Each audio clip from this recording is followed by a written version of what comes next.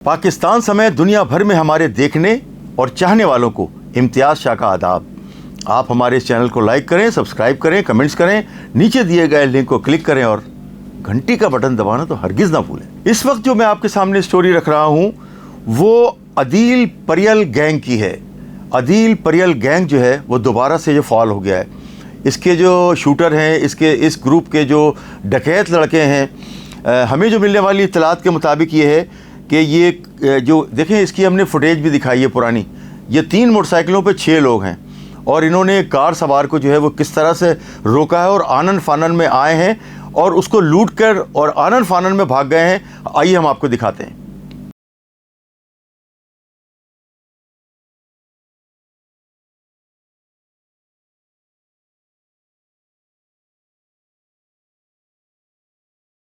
ये आपने देखा इस ग्रुप की लूटमार कितनी आसानी से 6 मुसल्ला गैर मुकामी असले से लेस और लूटमार करते फिर रहे हैं। और ये वाक़या जो है ये तो हुआ था। इसके साथ साथ हमने बताया है कि एक जगह पर जो है इसी ग्रुप के जो लड़के जो पकड़े गए थे और वो डकैत जो है उनमें से 2 मुसल्ला थे।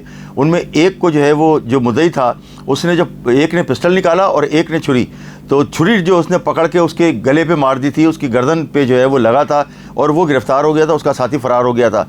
ये वाक़या बताया है हमें एहसन रज़ा साहब ने। आइए उनसे सुनते हैं। ये डकैत आए थे 2 छीनने के लिए मोबाइल, एक के हाथ में पिस्टल थी, एक के हाथ में छुरी थी।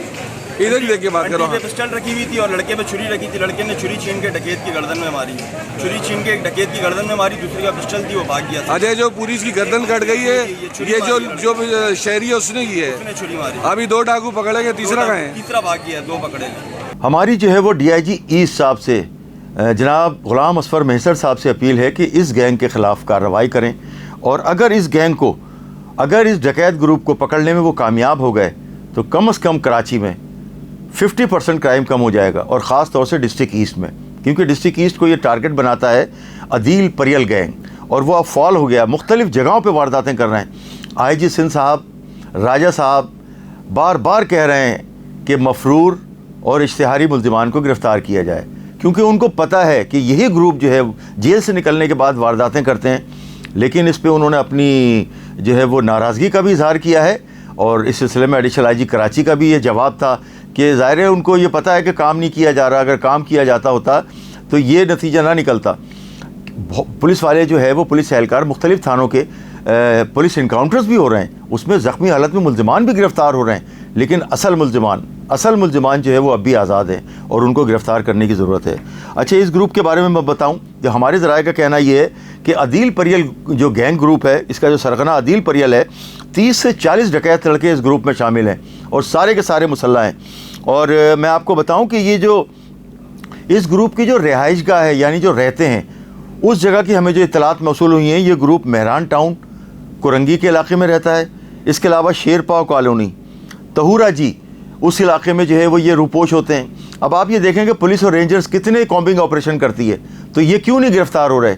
ये समझ में आने वाली बात तो है नहीं ना। लेकिन समझ जाएं कि इनके लड़के, ये जो डकैत ग्रुप हैं, इनके लोग पुलिस में भी हैं। पुलिस वाले जो है इनको इन्फॉर्मेशन दे देते हैं, वो जगह तब्दील कर लेते हैं कि आज रात को फला जगह पर रेड होगा, कॉम्बिंग ऑपरेशन होगा।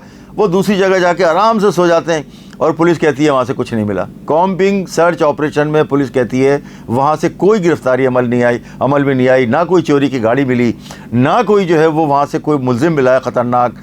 और देखें, अगर इस कॉम्बिंग सर्च ऑपरेशन में अगर पुलिस वाले ना मिले हों तो क्या मुमकिन नहीं है कि वहाँ से जो है वो मफरूर इश्तिहारी मुल्ज़िमान, अगर ये जो थंब उसके ज़रिए चेक करते हैं, बायोमेट्रिक के ज़रिए और तलाश ऐप के ज़रिए अगर चेक होते हैं, तो उन सारे लोगों में से क्या वो लोग नहीं मिलेंगे अगर अचानक से कॉम्बिंग और सर्च ऑपरेशन किया जाए। और आपको मैं बताऊं कि कराची में जगह जगह जो पुलिस नाके लगा के चेक करती है, डकैतों को पता होता है कि इस जानिब पे जो है ना वो खड़ी हुई है, पुलिस खड़ी है, वो उस तरफ रास्ता ही नहीं अपनाते।